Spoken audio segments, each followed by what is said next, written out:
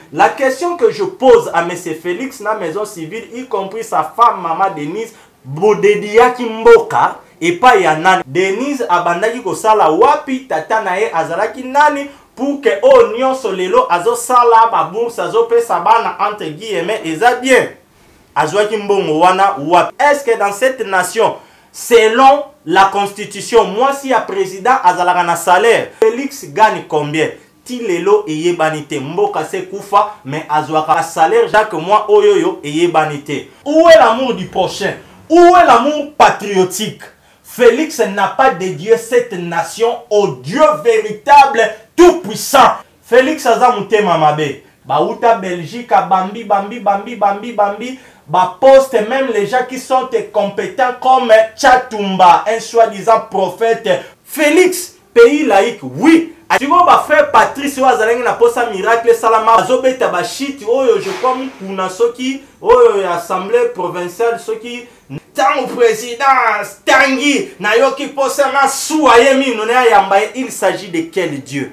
Aujourd'hui les députés travaillent que pour leurs propres intérêts. Daniel Safou yemoko aliembwengi na ndenge ya kosakana te via zalaki azobunda zoloba loba tomoni akomi papa chéri ko yambaka basi ya pembe partout to ebite soki ezaye to sozi na ye. Lelo bato ozobenga ba grand pasteur wana mingi o baye ko sala ba prière ba engager Congo, ce sont des escrocs, des miyibi, des cupides. Soki gouvernement bandaki kobimisa enveloppe te mingi wana baningaki bayate. Denile si l'homme du pétage a mal nécessaire mais très important. Nanini. Lui au moins na kiyende ngazali, il dit certaines choses clairement. Et ba viona mususu bomona yo aye shalom shalom shalom olobi mo santo penda na Congo yeyo. Nzokande bango tout baliaka table moko na Jézabel. Le dimanche 19 mars, invoquons ensemble en ligne de 15h à 16h. Zamba kotumba ya kotumba, ako papa. Après cette prière, Bilembo Ezaki, il y aura des morts en cascade. Soki, Raïs, na Olive, ba yede loko mon côté pour na bakisation nyonso o eza contre bango. Mais, na frappe Yanzambe, oh, je doute fort. Là, ça n'engage que moi. Soki, Denise, Nyakero, Tshisekedi, Aza, Ayebe le côté, Nzamba Zoualokoum. Avec tout ce qui se passe aujourd'hui dans cette nation. Ça n'engage que moi, année où Naza très convaincu que l'élection goes à la tête. Système autozana mon maman, Ezali Kambouya Léopard. Tu yebi que Léopard. Oyo Mobutu a tombola qui a tika qui a commis affaibli. Il nous faut un coup fort au nom de Jésus-Christ de Nazareth pour que le lion de la tribu de Juda Azua et Sika Yabokonzi Namboka O. Bino ba combattant. Bozana intérêt à respecter ba maman Joël, ba Martin, ba Nani, ba Ndeko Mususu. Aza ko dénoncer politiquement de mauvaises choses dans cette nation. Ba ennemi à Congo ezaka Kakagan Mete. Le 31 parce qu'il y a Lucifer Azoya na Congo. Batu ba koyambaye ba ndoki, ba occultiste, ba magicien, ba ennemi à Congo.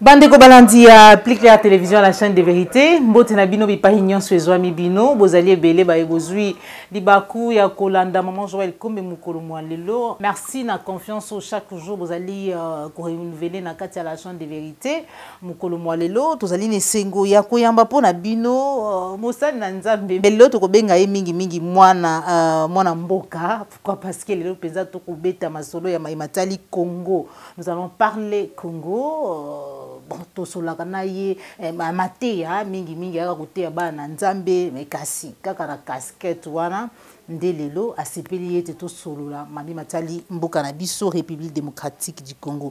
Comme on a ezali bongo frère Fortune Mbala oyo na pesi mbote sur ce plateau mbote frère Fortune. Mbote maman Joël pe mbote na baimboka nyonso oyo bazali kolanda biso na kati ya Congo et puis na mikili mususu.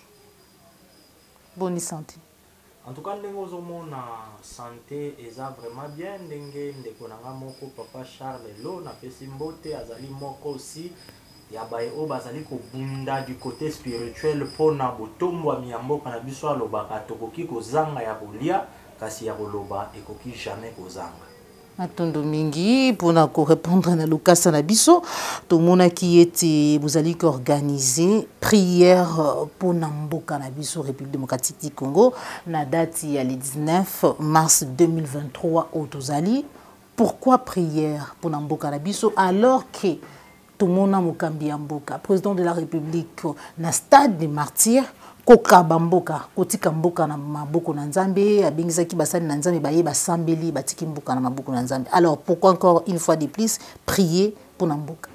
Merci beaucoup maman Joël na bandeko obozo landa biso. Je crois que l'émission à lelo na ko choqué bandeko ebele. Pourquoi? Parce que c'est vrai toyaka to dénonçaka na dénonçaka to teyaka par la grâce de Dieu. Mais force, énergie, onction, courage, on a eu depuis to bandana au émission maman Joël, ça fait tozo que déjà 5 ans nanu na ya. Donc on a découvert casquette moussous. Oui, pourquoi? Parce que je garde toujours mon identité étant chrétien, prédicateur, mais nanzoto oyoyo na se a mokili o je suis congolais. Okay. Alors moi, je crois que question oyo opposé nga lokola mosali na Nzambe na koloba na qualité na nga wana lokola chrétien prédicateur et puis lokola congomani mwana mboka. Malgré ndeko na biso atombola ka kombo wana mingi terme wana expression wana congomani Daniel Safu ye moko alie mbwengi na ndenge ya kosakana te via azalaki azobunda azoloba loba tomoni akomi papa chéri ko yambaka basi ya pembe partout to ebite soki ezaye to sozi na ye tokangi parenthèse wana mon vieux toza na yo côté ne Congo et o esangisi biso eza mboka. Okay. Yebango maman Joël na émission lelo mutu moko akozala épargné te obanda na monsieur Félix Antoine Tshisekedi to yo opposition même na ba leka lokola ba Lambert Mende ti to kitina ba chef de riz peut-être ba o ba kozala épargné za lokola babino babiso bandeko nanga Marlin vous oyo que parfois à la manière des hommes to salaki songolo pa la confiance mais to comprendre que baza ba tintin soki na fini ba kolimbisa nga na lopoto lokole sonaka malamu ba aventurier y compris Martin Fayol. Alors maman lelo mugamu tozala dose na ye tozo kende maman. Okay. Nazongi na question na yo frère Fortune, pourquoi organiser prière tout le 19 mars 2023? Je précise que ça sera en ligne de 15h à 16h. Soki toye na 1 roi chapitre 18 et puis na 1 Samuel chapitre 17 tant ya kotanga maman Joël ezate bandeko na pesi botanga oyo comprendre que na les deux passages wana toza na batu oyo yo batelemaki basapuyaki au nom de l'Éternel des armées et o bamonaki victoire to redévelopper yango olobi que mboka oyo yo monsieur Antoine Tshilombo Félix mwana ya papa Etienne Tshisekedi mwana ya mama Marthe adediaki yango epai ya Nzambe. Mama Joël so totangi na 1 roi chapitre 18 na récit wana il y avait 3 dieux. Il y avait le Dieu véritable éternel des armées oyo Eli abelelaki. Et puis il y avait un autre Dieu oyo yo 450 prophètes na bazalaki wana basalaki nyonso bakope ko sala Baal Nzambe na bango tozoloba na lingala ti ayanolaki te et puis ezalaki lisusu na Nzambe moko o pazalaki na 400 prophètes na ye wana toza na 1 roi chapitre 18 oyoyo babengi Astarté, c'est-à-dire tozalaki na combien 3 Nzambe na 1 Samuel chapitre 18. Mais il y avait un seul vrai Dieu oyo Eli abelelaki. Alors sikoyo maman Joël tango otuninga motuna frère pourquoi prière et pourtant Monique, mais c'est Antoine Tshilombo Félix tout a organisé prière na stade a dédié mboka et pas Nzambe. Mama Joël, nga naza invité naza na droit ya retourna aux questions te na tourna ngo ataboué na bandeko o bazolanda biso. Beaucoup plus na maison civile, il y a chef de l'État, parti religieuse. Mais c'est Félix Antoine Tshisekedi Tshilombo Odegia Kimboka et pas Nzambe. Oui, na otoyoka ki, mais il s'agit de quel Nzambe? Parce qu'il y a plusieurs dieux. Maman Mbongo, Azanzambe. Mitra, Soleil, Azanzambe. Il y a plusieurs dieux, mais il y a un seul vrai Dieu, le Créateur. On a Jean, Mama Yoka. On a Jean, Bible les a pour définir Dieu est amour. Félix, actuel président Nandenge, Azala établi, je me réserve à Roloba Eli, ça n'engage que moi. Adedia Kimboka et pas Yanzambe Nini. C'est ça la grande question, maman Joël. Parce que le longtemps tozoloba Nzambe. Yangozo monake ba chef spirituel wana nyoso zo beng sakaya ba soi-disant confession religieuse wana lokola bazoye la rande enveloppe oyaye na Nzambe na ye oyaye na Nzambe na ye sikoyo oyaye na Nzambe na ye oyaye na Nzambe na ye wana ye na Nzambe na ye boza ce qu'on a posa changement salama pour que Nzambe nini attire gloire na kati ya Congo. La question que je pose à M. Félix na maison civile, y compris sa femme Maman Denise, pour te simba pe dossier na ye, bodedia kimboka et pas yanan. Parce que Maman Bino boza ba journaliste nga, selon avec beaucoup de réserves, je l'ai dit, enquête médiatique, on a salaki, na monaki na discours kaka, oh Dieu, nous te dédions la nation, oh Dieu, il s'agit de quel Dieu? Et ça n'engage que moi, et je pense aussi que les Congolais qui sont éclairés, qui aiment le Seigneur Jésus-Christ de Nazareth, que je viens de préciser son nom, bah yebike, Monsieur Félix Tshilombo, Antoine Tshisekedi, ce qui n'est pas Yedo Azalelo Nabiso, a dédié Kimboka et pas il y a le véritable Dieu créateur tout-puissant. Pourquoi, Maman Joël, dans le livre de Jean, la Bible nous dit Dieu est amour. Dieu n'a pas l'amour. Dieu est amour, c'est-à-dire Nzambe azana bolingote. Par exemple, Joël Lelo na koro yebisayo mama na lingakayo na pesi mukongo na kepa cordon opi na tongio na keye na tongio. Omonike wana eza bolingote eza peut-être flatterie ana yebisa Joël je t'aime na mbebo pour que na sa l'émission mais na motema nanga na lingakayete. Là c'est nous les hommes faillibles. Mais le Dieu véritable et tout puissant, la Bible dit dans le livre de Jean, Dieu est amour. Alors je parle maintenant comme chrétien et patriotique, c'est-à-dire congolais. Avant, tant Kabila, Raïs, Abanaki, qu'on menait Bango Vidi. Moi, j'étais là à Philadelphie, il y a Gombe, il y a Pasteur Ken, Fayoul, na Félix Bazala, qui voilà, voilà, il y a quand même Sainte Seine. Entre guillemets, Bazala qui est chrétien. Maintenant, si réellement M. Félix Antoine Tshilombo a dédié qui Maman Joël Mboka et pas il y a le véritable Dieu, Oyo, Kombo Naye Ezabolingo, c'est lui l'auteur, la source de l'amour. Non, Maman Joël, c'est faux. On ne peut pas se voiler la face. Alata qui Kombo a Yesu, lokola pas kombo ya Yesu mais kombo ya Nzambe véritable na se ya banzambe nyonso pour que à tromper vigilance on dirait à dédier qui nation pas le véritable Dieu. Il n'y a pas l'amour de Dieu, il n'y a pas l'amour patriotique, il n'y a pas l'amour du prochain.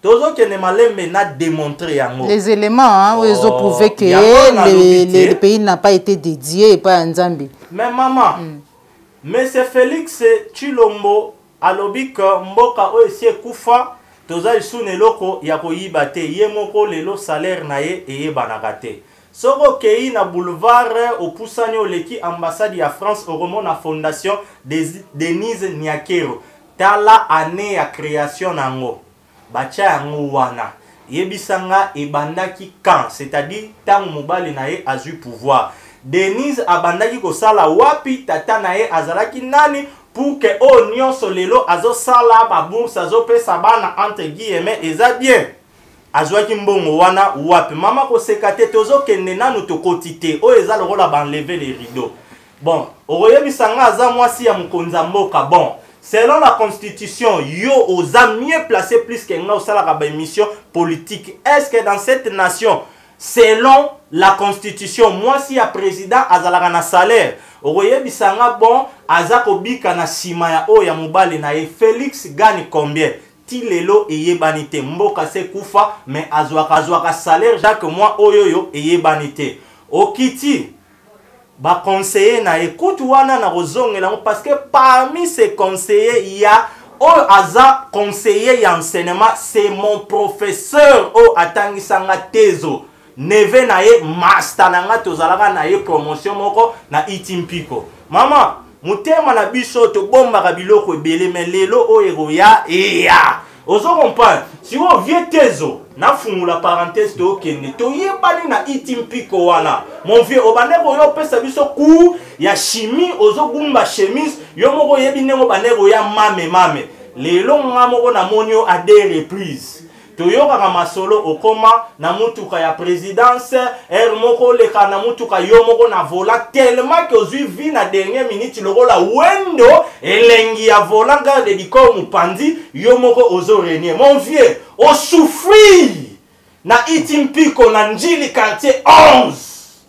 opesanga cours ya chimie na mwana na yo neveno na kotanga kombo Glody Makosi oyebi ba profo ba pesa biso ba mathématique ba pater oyebi vie makamuna oloba siko yo outi na ba kembas lokola biso tout ba kongoman lelo oza conseiller ya chef de l'état na enseignement yebi sangai prof tezo ponga na obengo prof ponga na yebi otangisanga chimie. Qu'est-ce que vous avez fait parmi les 5 ans à côté du chef de l'État pour l'enseignement de cette nation?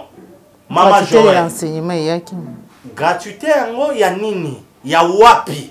Na landaki adepte moko soko fanatique moko ya nani ya Félix. Et puis batouana, je pense qu'avant basa l'émission pour na yebi komonete ndeto tanyango. Ba melaka diamba balongo lipe ba graine te. Alobi n'époque ya Kabila, un professeur gagnait 80 000 francs, mais biso lelo toza fier. Félix a réussi comme ça, salaire et enseignant na 450 000 francs. Na to ya lelo to tchango na 20. 450 000 francs ma maison ça la combien? Je pense que $225. C'est ça non? 425 000 francs na to ya 20. Skoyo enseignant o azo banda yo to yen école primaire atangisi yo ndenge ba komaka papa mama boye lelo komi ko loba ba François noza nango azo zwa to lobby entre guillemets il reste à vérifier $225. Maintenant un simple député o a commis le rôle la patron ba misusu ba commis le rôle ba papa chéri le rôle ba vie nanga Daniel Safu azo zwa 21 000. Avant-hier, nous sommes allés à lobby au nord, de 14 à 17. Tout yango même na minimum, il y a $20 000. Maman Joël, yebisanga $20 par mois. Et puis, bango bazara na retard, il y a un salaire terre, $20 000 minimum par mois. Alors, si koyo, ce que tu as enseignant, oyo azo gagné $225 au bango ba moni fierté na bango. Yebisanga député moko a bombi salaire ya combien d'enseignants? Moi je dirais plusieurs écoles pour ne pas se limiter car on a nombre ya enseignants, c'est-à-dire na ba salaire ba préfet ba cornions au ba salaire na 4 écoles. Est-ce que oyebisanga que na moi tableau muke pendant que lobby te tozaka na enlever les rideaux, il y a l'amour. Amour et zawap. Félix a dédié à Kimboka et pas Yanzambe. Quel Nzambe? Dieu égale amour. Où est l'amour du prochain? Où est l'amour patriotique? Félix n'a pas dédié cette nation au Dieu véritable, tout-puissant. Et ce qui Félix Chilombo donne l'impression d'être un chrétien sans engage que moi, c'est un intrus, un infiltré dans le royaume. Parce qu'un vrai chrétien circoncis, né de nouveau, ne peut pas avoir cet état du cœur. Félix Azamute Mamabe, na ebite bandeko bazawa basunganga na fingi pour nabanga sous convocation. Voilà, mais je vais démontrer Maman Limbisa que Félix Azamute Mamabe, Est-ce que vous savez que bandeko na biso ebele ba diaspora ba combattant ba bokechu ba commandant et so banani partout ba sepela ki na debitant Félix azwaki bokonzi ba bi Tonyo kami mingi entre guillemets Raïs Awuti na Kembasa Félix déjà akoli na Belgique tout le la moi na poto makambo eko changer c'est-à-dire akomema moi ba biloko ya malamu amoni libanda pour kaya nango awa mais déception fois 4 plus que Raïs Kabange. Pourquoi? Moi j'ai de preuves. L'un de ses amis, il y en a plusieurs. Oh, on a la zone avec de preuves. Baouta Belgique, Bambi. Bah poste même les gens qui sont compétents comme Chatumba, un soi-disant prophète, parce que Oyoki Chatumba Moulouba, bah commissariat, conseiller principal. Na ministère ya budget na éviter ce que ba wambuli esiko maza ya INC hein mazali proche ya Félixité elle est de l'INC ça veut dire na compte ya Vital heureusement yo yebi voilà. Mais yo yebi yango avant gouvernement et chama tala oba français balobaka toute vérité n'est pas bonne à dire mais parfois au nom de l'amour de la nation premièrement au nom de l'amour de Dieu on va tout dire. Moi j'ai eu na kota na ba détail était une dame là zaki parsec ya caméra nazana ebo na mema ipe na mutu ka musuo nga nazalaka na volant préserver nga na ba détail parce que na leki na circuit moko o fallait tous ba investisseurs pour na Congo bazo uta de partout. Vous savez s'il elle gagnait combien cette dame? Maman ba déguezo salama na mboka o. Boyebi makambo o caméra sali. C'est-à-dire que maman, je te pose une question à Liboso. Félix n'a pas dédié cette nation au Dieu véritable, Jésus-Christ de Nazareth. Parce qu'il n'y a pas l'amour de Dieu, il n'y a pas l'amour du prochain et il n'y a pas aussi l'amour patriotique. Je l'ai dit tout haut. Voilà, merci beaucoup. Moi Namboka, le toi na moi Namboka, Fortine Mbala. Olobi était Félix n'a pas dédié la nation au Dieu tout-puissant, au démontrer. Est-ce que Bosani Tango Koloba, yango nabito Kemalembe, Tango Koloba il n'a pas dédié le pays au Dieu tout-puissant, Jésus-Christ de Nazareth. Mais est-ce que vous avez dit que Bosana, que République démocratique du Congo est un État laïque? Et quand vous parlez de Jésus-Christ de Nazareth, c'est pas tous les Congolais qui sont chrétiens comme toi. Merci maman Joël. N'appelle Simbote na mastananga za na France, Lodi Diasuka. Tout ça là on a eu des missions moko avant kende poto sur la diarrhée spirituelle. Je crois tout ça on a eu des émissions.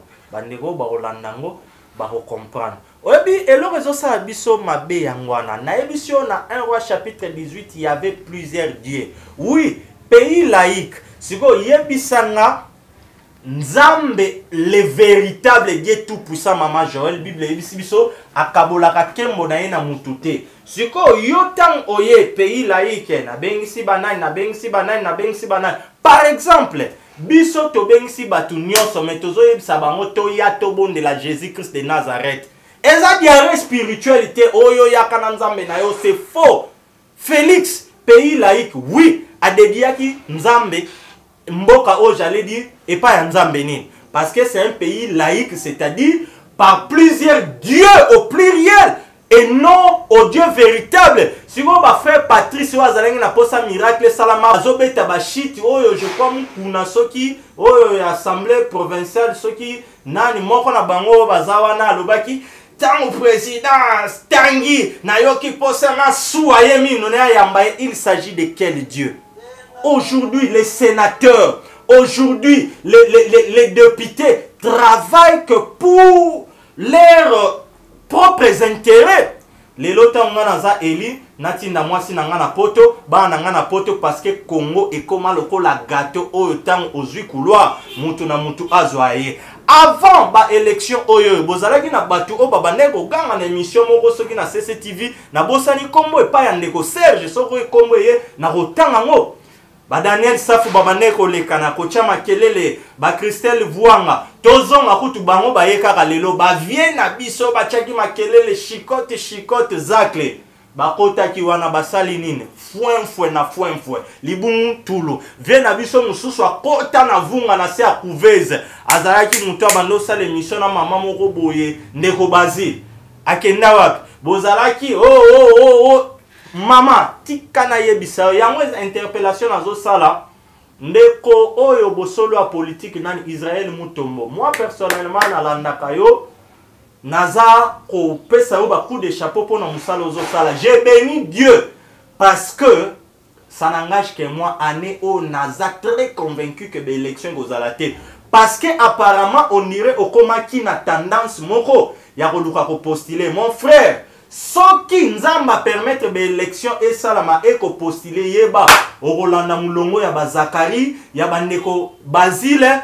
ba Christelle soki vuanga ba Daniel Safu na vie na bango nga nazobenga lokola chef coutumier ya opposition Martin Fayoul okoshuka mabe parce que mboka oyo Israël papa nanga oyebinga na sepelanga na yo parce que malgré ndenge ozo kendeme dans tes émissions tu donnes toujours ton image, ton appartenance à Christ. C'est ce que moi j'aime. Na boa ke liyo ba fleur rebelle. Alors, kokota na salité oyote. Système otoza na mo mama ezali kambu ya léopard. Il y a plusieurs émissions. Oyo déjà batu balanda bazo comprendre. Tu yebi ke léopard oyo Mobutu atombola ki atika ki akomi affaibli. Il nous faut un koufa au nom de Jésus-Christ de Nazareth pour que le lion de la tribu de Juda azwa et sika ya bokonzi na mboka o. C'est profonde. Maman posé question. Non, ozali na kotalisa lolenge nini pona yo mboka ezalaki dédié na Nzambe te olobi eti ya pas l'amour du prochain, il y a pas l'amour patriotique, il y a pas donc tozana nous basé na amour na tuni yo soki lolenge ozali koloba eti pona yo c'est peut-être cette prière na lolenge révélation toute émission aujourd'hui il y a le 19 mars en ligne hein, yango nde kozala prière ou vraiment to ko dédié mboka na Nzambe motalisi eti zengeli otangi kombo ya Seigneur Jésus Christ alors que la République démocratique du Congo ezali état laïque c'est pas tout le monde qui croit en Jésus-Christ tous ali ko avancer deuxième élément zo ezali o ezali ko talisa ete mboka o ezala dédié na Nzambe te. Merci maman Joël. Parce que toyo kaka ete mboka o soki Nzambe te nde mobulu ça veut dire tozali ko bika kaka na mawa na Nzambe. Et là, quand nous parlons, j'allais dire de la prière, il s'agit d'une bonne prière oyo eza la repentance en première position. Parce que dans le livre de Matthieu chapitre 5 verset 8, la Bible dit « Heureux ceux qui ont le cœur pur car ils verront Dieu ». Obi même si ndenge toye kolobane na simbi ba parenthèse ya prière, ba te belé ba komi décourager les gens veulent assez que ba Marlin vous tomba yaka yebisanga bango bazoganga awa baza félicité ba o boza kuna na poto misusu boza pe na mikanda boza kanga na ba stati moko ya ba réfugié te bozo ganga pelisi caméra na pum bino bozo ba lacrymogène tant sou mutu wana tindelo ata 1000 francs te osomba vix c'est-à-dire que na bino ba combattant wana olobela bino bozana intérêt à respecter ba maman Joël, ba Martin, ba nani, ba ndeko mususu ba nani tout baza ko dénoncer politiquement de mauvaises choses dans cette nation parce que yo so fandi oyebi ke obota bana lokola mabata l'état futa ka bango ba 300 € tout na fin du mois beti calcul ya boye wana fandi congolais la muka kasi yakawat ozo la lacrymogène oyoki kuna tum biloba na contre binoté mais parfois c'est important ba maman oyo ata oseka bobomi ko l'accélonge na Joël mupanzi nanga bon respecter ba. Alors par là maman Joël qu'est-ce que je voulais dire obi lelo tangu tozolobe la prière et bela batu bazala batu babondeli mingi ba grand pasteur ba leke belé ba prophétie salame belé maman Joël par la grâce de Dieu moi je suis à l'écoute du Saint-Esprit. Mais tu as une intimidation parce que les autres commis la guerre, il y a des prophètes, les plus grands. Au moment où Makambo ezo marché. Il y a plusieurs prophéties au epesami ya vrai.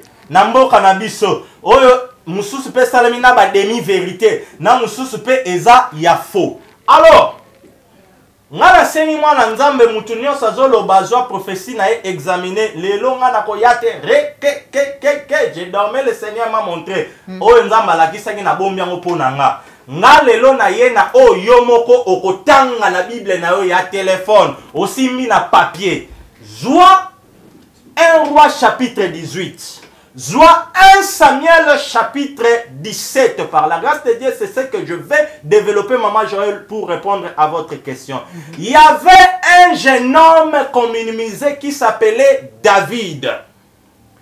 Goliath, azalaki Philistin pendant 40 jours, na front, na montagne, bareniaki. Il a insulté le Dieu véritable.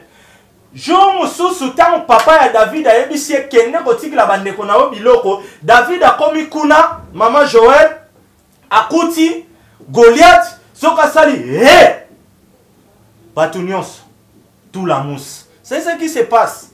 Toko marcher. Soki kama policier moko aye na mwa munduki na ye lokola tiyo ya nzete ya paipa ya betika ta batu nyonso bakimi. C'est ce qui s'est passé. Mais David a dit à l'obi, non. C'est un circoncis. Goliath ne peut pas défier Bisso Israël, nation Yanzambe. Maman Joël, qu'est-ce qui s'est passé? Baneko ya David. Bayebisie, on connaît la malice de ton cœur. L'orgueil de ton cœur. Ngana salimi na ye kokuta bino abokoti mai. Goliath azako défi azako infiltré nzambe ngana lingi na relever défi. Ba détails ezebele na soke na o eze essentiel. C'est exactement ce qui se passe aujourd'hui. Wana musunde to sale mission bandi kotala. Alobi na jeune na mwa kokoza na âge nini. Bon moins de 50 ans. Dédé, est-ce que asomba déjà le pan? Je doute. Atamula on a mutuka ndenge certainement soka za la mutuka kimbambala. Aza l'église a combien de personnes? Oh 50 personnes. Avantillé. Tozoma na limete ba tata ba lia ba fufu ba 4 boules ba grand pasteur. Ba bonne pour na mboka oh rien s'est passé. Oh ba kina ba lobaka avantillé. Ba grand prophète, ba grand pasteur. Ba avanturier. Ba bondeli yoko boya. Maman, en tout cas, apparemment, il faut tout ça dans l'épisode de ti avant les 19. Grand pasteur, on a ba grand par rapport à quoi? Par rapport à multiple entrées, à visa, expérience, dans ministère. Non, David, il était le moindre, il n'était pas même programmé dans le combat wana. Grâce à Nzam, tu sais, Maman Joël, par la grâce de Dieu, Babiloko Tosala, le 1er février.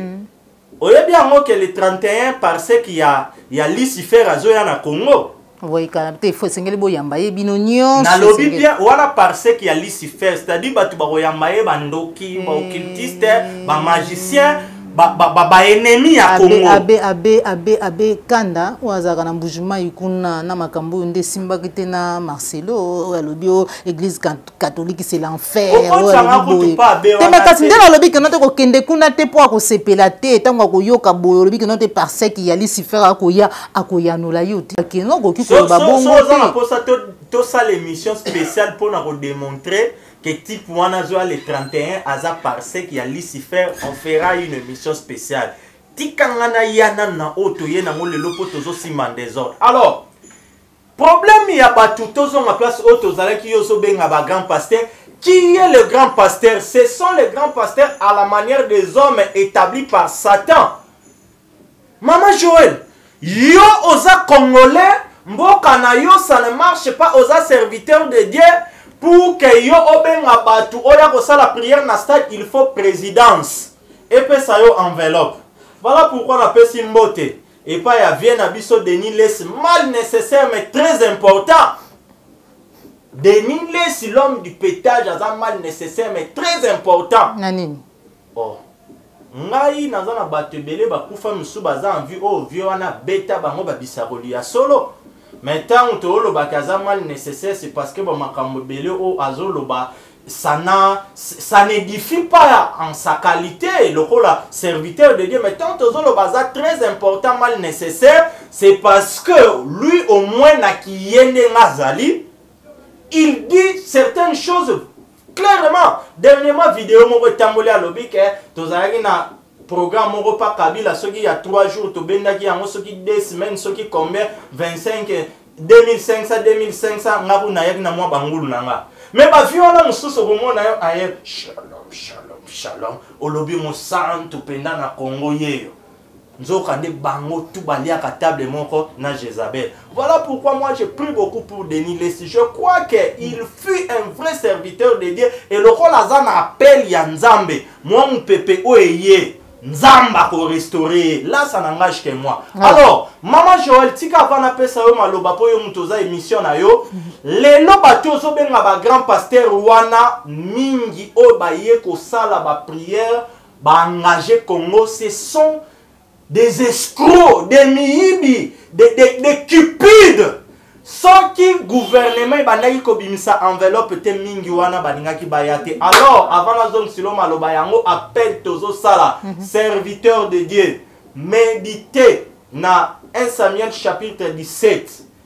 Ko se minimiser te. Peut-être que le frère, dans une église, il y a 50 personnes. Bateau le coup de côté, moussou c'est si là, ceux qui m'ont payé, ma ekota ya soko yebi kembinguni lola et yebi yo ko se minimiser te. Ngana on compte na grâce na yo pour na mboka au Congo. To bele la Yesu Masi à Nazareth o aza au-dessus de tout nom, au-dessus de toute puissance, au-dessus de toute domination.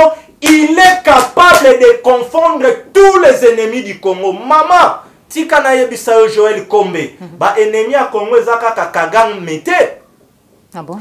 Est-ce que okoki pesa nga raison te que tant que Félix alobi mboka o se kufelo wa koyibeza te salaire na ye et banité papa souffle nga na bosani selon ba rumeur balobi 30% ya salaire ya Félix eza maman Olive pas boyi yango. Eza combien yo loba monta? Non, non, non. Le ministre a fait souffler, mais ça combien? 60 combien? 680 000 dollars, il y a Kagan. 680 000 dollars, 30%. Mais Kabila, vous avez un le Kuta, ils ont dit à solo. Ministre des Finances a dit 17 000. Kabila kutu sa leka kitobo sa na question te na tunio fondation Denise Nyakero nyoso o azo sala zwaki mbongo wapi mboke sie kufa na yebi ba mokwa yaki tellement ba pandi ba poste lokola nguba na mboka bazoka bula batu kindoki ya zwaki te. Félix a logé bango na Béatrice papa en guise de reconnaissance master courage enveloppe azali na ndako na ina monga fula. Je peux vous donner des détails to kitina caméra monique ndako ezalaki boy soke telemi boy c'est à cause ya enveloppe Félix a pesa ki mboka o se kufa tala mulongo ya cortège o atambula nango lokola ba fourmi bazolanda sukali mboka oyo esi ekufa tala ba voyage nyonso o asali. Alors moi je ne suis pas contre lui, moi je ne suis pas aussi bêtement fanatique de Félix. Je parle maintenant comme Congolais. Na oyo nyonso Félix asali eloko ya malamu. Ça n'engage que moi o ngana moni asali ezakaka réconciliation na biso ya ba relation diplomatique na Israël. Wana eloko ya malam onga na moni Félix asali. Alors, le père aza affaibli. Le véritable lion azozo a place Félix.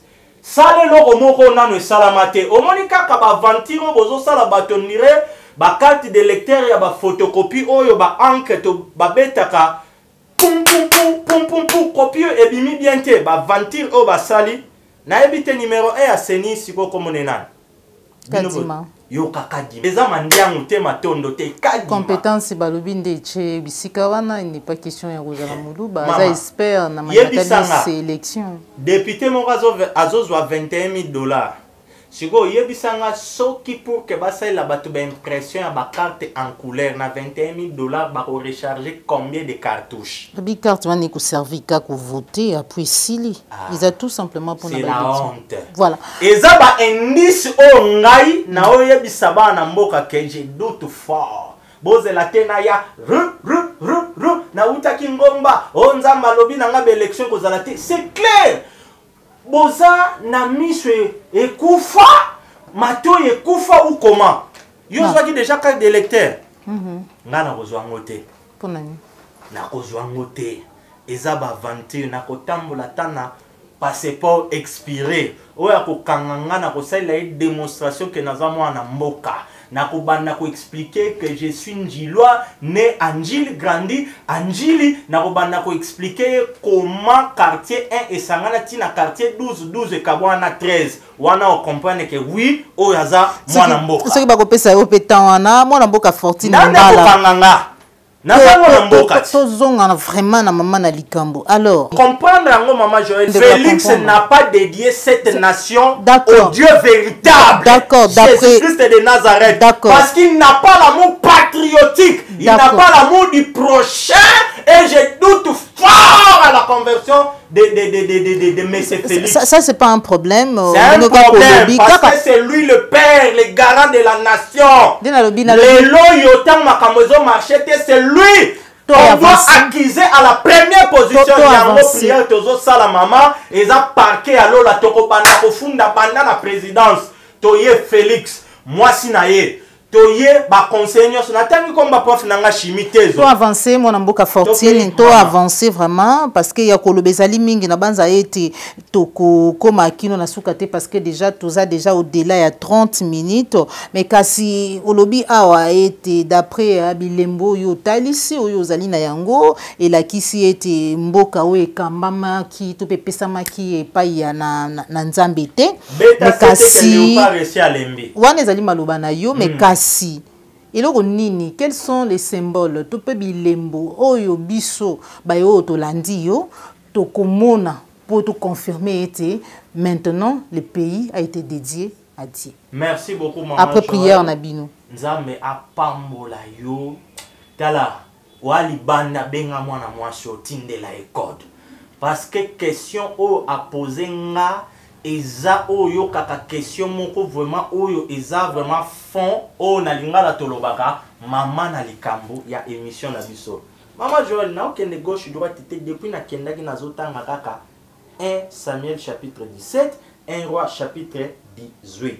Na les deux chapitres wana oyo comprendre que tant Goliath akweyaki epai ya David o atombolaki pardon, éternel des armées, et puis tant Eli a koisaki ba faux prophète wana nyoso suite nango ezalaki ni na 1 Samuel 17 malgré batu babane ko ibsa David tika na yo oza mwana muke okokoka te tant kaka libanga moko nginda mbum na mbunzu mama to développer ngo muke libanga batie na lance ebeti na mbunzu ya Goliath engande azoki kakate, avimbi kakate, mais akoima kale kale. Est-ce que à la manière des hommes vous trouvez ça normal? C'est qu'il faut comprendre. Libanga wana y avait une onction divine. Oye utaki mbinguni na lingala lola tango komotaki mbunzu ya Goliath tango akoyaki. Et la Bible nous dit dans 1 Samuel chapitre 17 tango ba Philistin, alléluia, ba moni Goliath héros na bango akwei, na lingala balobaka nini, tout la musi ya zaza. Ba Israélite o baba ne kotel msa Goliath. Je suis en train de répondre à votre question mettant prédicateur. Balobaki nini, to landa bango, ba landa ki bango, ba masaka ki bango. To yena 1 Roi chapitre 18. Eli atiki bango 450 bobanda bobelela bale eloko moko te. Eli alobi ok ça va. Bal le rôle lali asali eloko moko te boya atie adressé au thème. Alobi boboa ka krish ya mai premier tour deuxième tour oh prophétiquement c'était déjà la puissance de la résurrection du troisième jour. Moi eto pumbuka exacté. Maman Joël Eli tangwa beleli nzambia mpungutulendo le Dieu tout puissant. Oyo koko na biso kimbangu. Kimbangu oya safari soki ya diabétique te actuel ya koko abelelaka non kimbangu le véritable.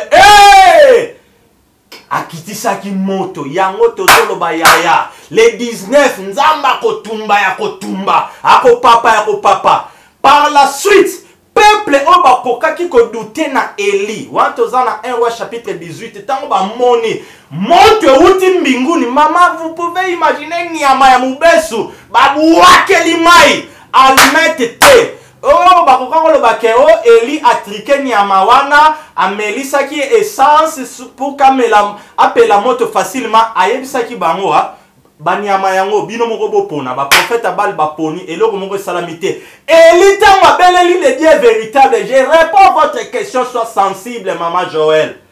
Moto ekiti. Et par la suite na 1 Roi chapitre 18 Bible yebisi biso ke après makambwana nyoso Eli ayebisika a peuple ya Israël bazalaki na roi si ba monaki nguya na nzamba le bokanga bango ba égorgeaki bango. Réponse na yo ezanine. Après prière au ya le 18, ce n'est pas le frère Fortune le libérateur de cette nation. Moi, je ne suis comme une voix qui crie dans le désert, un simple motivateur. Chrétien, toi qui as cru en Jésus-Christ de Nazareth, il est temps, ose à la connu, ou pas à la manière des hommes, mais si réellement tu sais que le ciel te connaît, invoque, car la Bible nous dit, quiconque invoquera le nom du Seigneur Jésus-Christ sera sauvé. Et la Bible ajoute encore, priez pour votre nation car votre bonheur en dépend. Cela veut dire, Maman Joël a répondre avec précision. La question nayo, après cette prière, moi je crois à la puissance du nom de Jésus-Christ que il y aura des gens au Nzambe akotumba, ako humilier, ako boma. Okoyi kotala to ya mortalité ya bandeko na biso na este.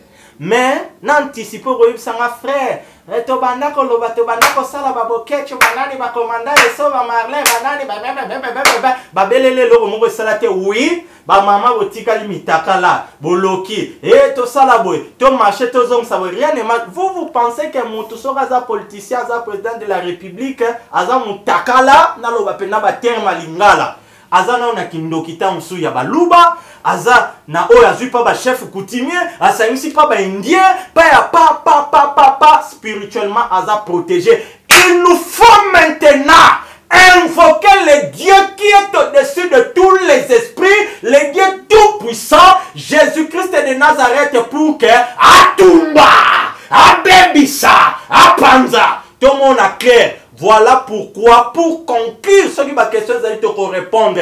La délivrance de cette nation s'appelle Jésus-Christ de Nazareth, le lion de la tribu de Juda. Léopard Aza affaibli, Azo croya au nom de Jésus-Christ. Maman Joël, Tobang de l'autre côté, quelqu'un me dira, frère Oyo, prédicateur Aza ma sagesse, le rôle à Nathan Liboso à David, au Koufa le rôle à Jean-Baptiste, oui. Nakoufa pour la vérité, Eli, David Bakoufa kita. Ouanezalaki Jean-Baptiste, Tokanga Munoko, pourquoi le Seigneur nous a établis? Maman Joël, Ngai, Nasser Mokili O, Nazana Mboka Mosusu Te, O Nzamba Changa, Naza des pères des mères congolais. Voilà pourquoi nous invitons tout le peuple de Dieu, le dimanche 19 mars. Invoquons ensemble en ligne de 15h à 16h, heure de Kinshasa, le nom de Jésus-Christ de Nazareth. Programme Nabiso Ezali, parquet à Lola. C'est-à-dire, Maman Joël, Limbisa. Kaka nengoza na biki, na kaye, yaya banda kokoma. Toko bando tali, présidence de la République, et l'hôtel, détournement boy. Il y aura même des plaintes contre les inconnus. Tozo banda banda na présidence de la nation, tina ba chef de riz. Parce que trop c'est trop. Lelo, j'ai appris par un député dans le temps comme on a été à la télévision, à l'objet que non, solo la qui na général Kassongo, il paraît pour la police ya ville province de Kinshasa, bapé sarabango 15 000 $.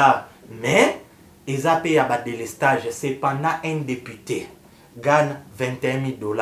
Alors, Jésus-Christ a élevé. C'est faux. Et laisse-moi vous dire, Maman Joëna Bandeko, il y en a d'autres frères. Lobanayo, Bakobomayo Okokende. Mboka O peut changer Eza Léona Lobité. Oui, selon Yo à la manière des hommes. Mais nous croyons par la puissance divine.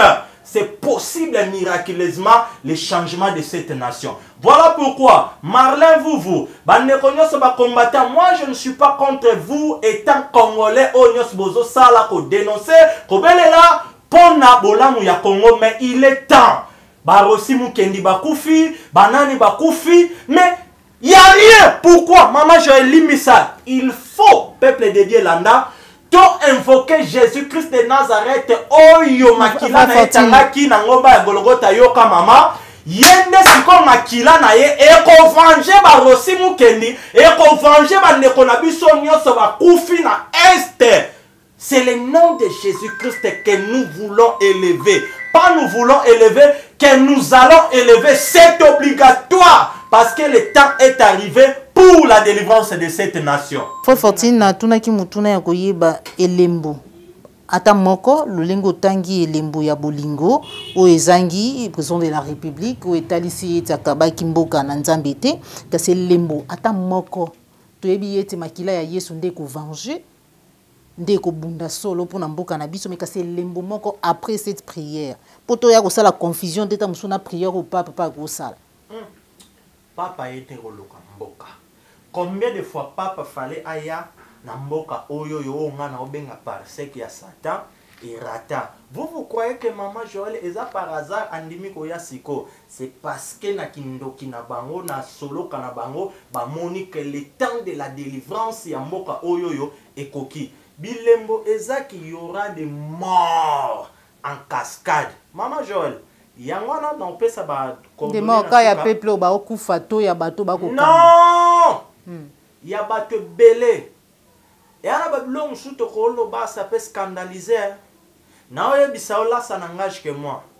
Soki Raïs na Olive ba yede loko mon côté pour na ba accusation nyonso o eza contre bango. Mais na frappe ya Nzambe oh, je doute fort. Là ça n'engage que moi. Na prophétiser malheur, je dis fort à moins que baye belo côté. Mais je doute fort que frappe ya Nzambe oh Kabila na Olive Leme ba raté yango à moins que ba se repentir sincèrement ou soit ba la innocent. To yesiko yo kana suki sa.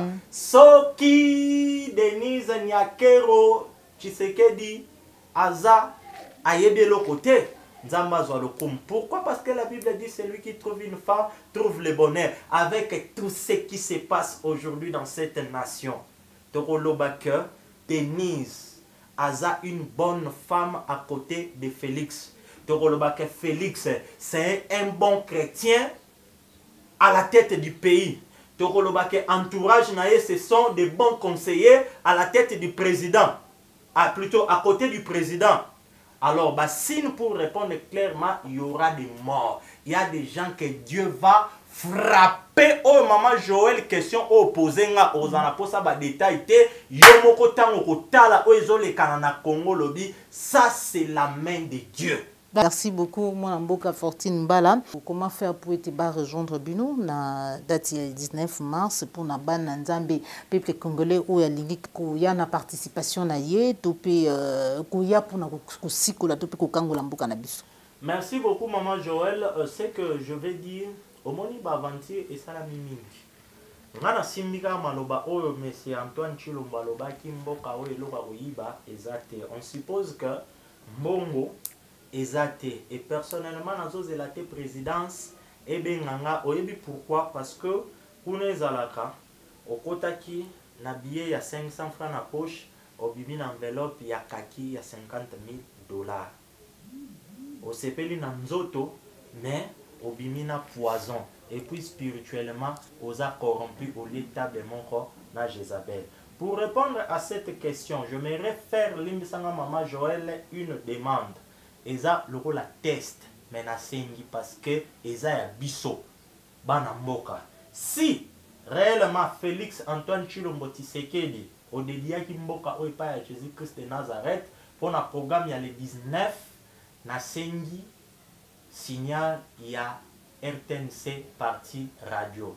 Étant le numéro 1 actuellement aux en pouvoir wana. Yebisa ministre ya médias et communication ba responsable ya RTNC bape sabiso signal.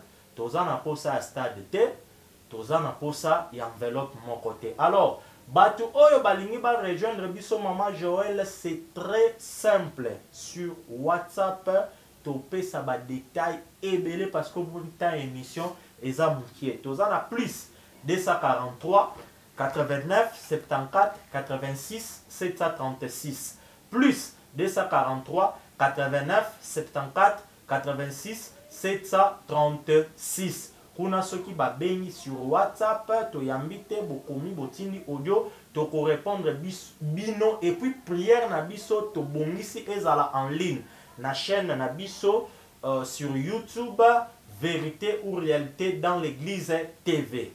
YouTube Vérité ou Réalité dans l'Église TV et puis Facebook au Petrosala direct na date wana le 19 mars de 15h à 16h heure de Kinshasa, page Facebook na biso ezali Mbala Fortune.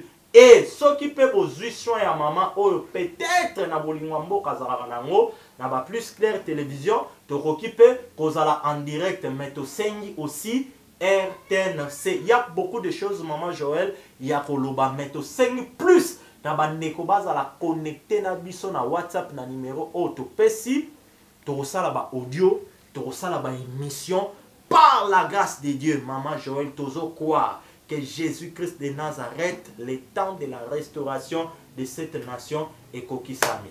Matondo mingi musani na nzambe le prédicateur Fortune Mbala pona koyanula na mituna na biso pe koyanula na lokasa na biso mukulu mwalelo bande ko balandi ya Click télévision neto kutani bongo Mbala ya sima suki nkolo aba télévision osepela ki na émission na biso ya mukulu mwalelo like Zali Mbala ya mbolanda biso, pour bossa na teko s'abonner, surtout pour cliquer la cloche en notification, pour continuer à s'abonner massivement, le link est à soutenir biso. Merci na popo la yombo zoma qui c'est ma caméra.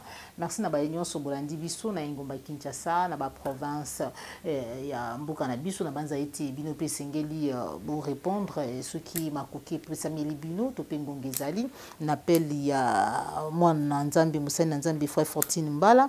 De to kutani bongo Mbala sima. Au revoir.